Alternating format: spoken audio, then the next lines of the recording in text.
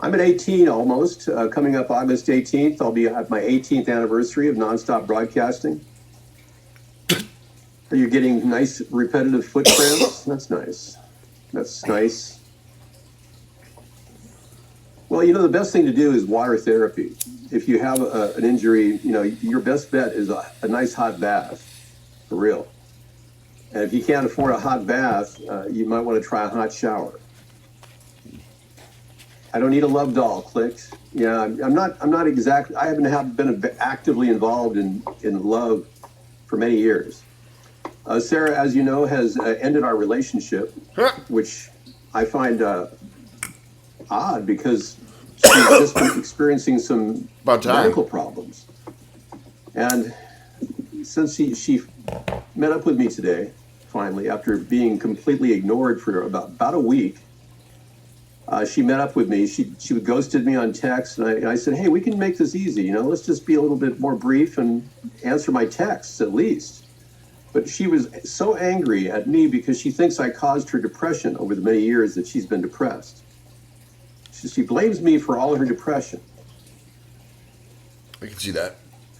It's like, I've been the nicest guy, and I even said, I've never said a bad word to you, and you know the deal, in 27 years. And she even admits I've never said a bad word to her in 27 years. I said, I really think you just need a blood check. And she told me she got a blood checkup and she should get the results, and she's going to a doctor. I said, you need to talk to an endocrinologist, not just some holistic doctor.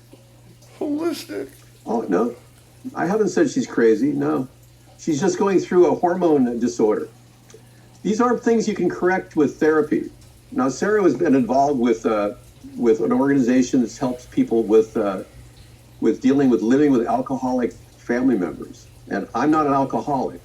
I don't have any drug addictions. You can't afford any alcohol or drugs. She was always in those chat rooms trying to get solutions. And one of the most interesting solutions she had was, Dave's great.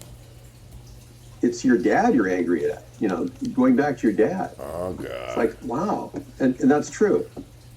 So she's taken this idea that I'm the bad guy because I was the one that, basically was there for all those years when she was depressed, and not realize that her illness causes her depression.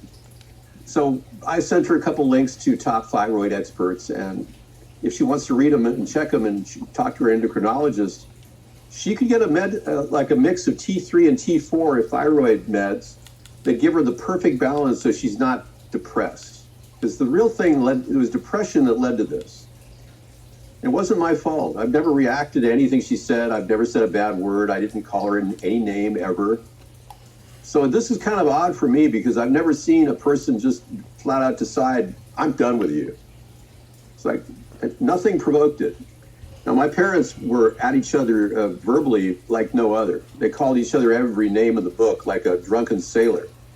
My dad was an ex-Marine. My mom was an ex-Marine. So you get two ex-Marines out there giving it to it. It's like, man, they called each other every name in the book. We were talking about Sarah. I mean, everything. Seriously. Not just once, many times. So I grew up in a very verbally aggressive, violent family. Verbally violent. Not physically violent, but verbally. Both my parents were victims of physical violence. They were beaten as children. But they changed that, and they didn't beat me at all. So maybe they should have. What do you mean? That's why you didn't with Sarah? What do you mean? No, I basically gave her magnesium and supplements that were helpful, but it wasn't enough because she was spiking with sugar. She's really into sugar. And I don't know if you know, but she really loves chocolate. And I got her to a dark chocolate. Her dark chocolate addiction was basically Trader Joe's semi-sweet things that she would pop it all day long. So I got her away from hard sugar on to just dark chocolate, she's benefited. Booger sugar. My mother spanked me one day when I went out in the street at 2 years old. And I'm glad she did. But it was more like a pat on the butt. But I could feel it, Like, oh. I literally walked out in the street. Dumbass. But when I was growing up, my mother loved having long hair. So, it's 6 o'clock. Yeah, so I had, as you can see, I have pretty great hair. And as a kid, I had really long blonde hair. And my dad would come in and say, He looks like a girl. When's he going to get a haircut? And he didn't do that once. He did it all the time. Like once a month, I get that comment from him. He looks like a girl. He's right. When is he going to get a haircut? Real Nancy. And I kept listening to my father. I thought, well, when are you going to grow some balls and speak up and tell your wife what to do with your kid? So in essence, I'm kind of unusual. I was groomed virtually to be some sort of a transgender because my mother loved long hair. They'd even say, what a cute little girl. And it's like, so anyway, moving on, I never had to, I finally moved out. At 3.5 years old, I basically left the home with my suitcases. That was a pretty heavy decision at 3.5. And they took pictures of me and they thought it was so cute. He's leaving the house because I wanted to get a haircut.